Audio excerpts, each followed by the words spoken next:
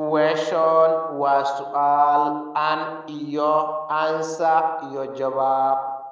Question waa su'aal an iyo answer iyo jawaab. Which is the first day?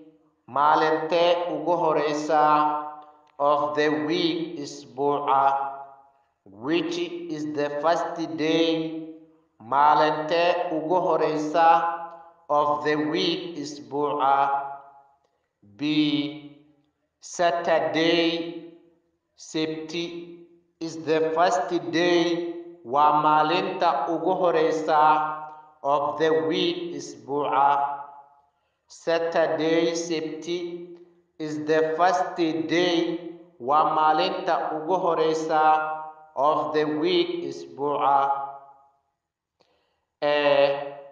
Which day? Maalintee do you like most? Aad jeceshahay. Which day? Maalintee do you like most? Aad jeceshahay.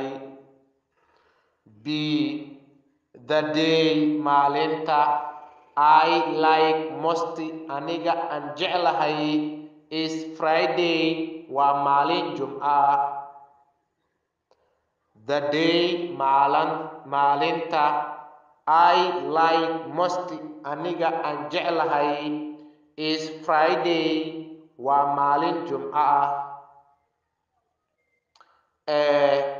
Why? Sababtee do you like most aad u jeceshahay on Friday maalin Jumca ah?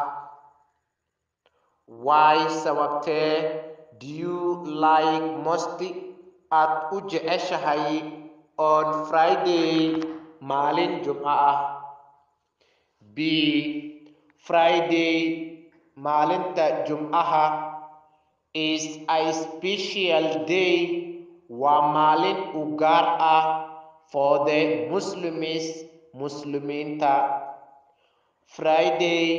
Maalinta Jumcaha is a special day.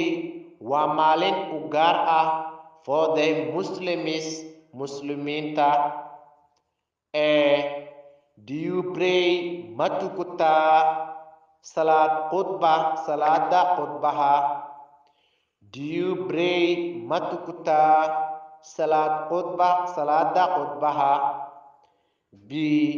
Yes, ha. I pray. Waan tukataa. Yes, ha. I pray. Waan tukataa.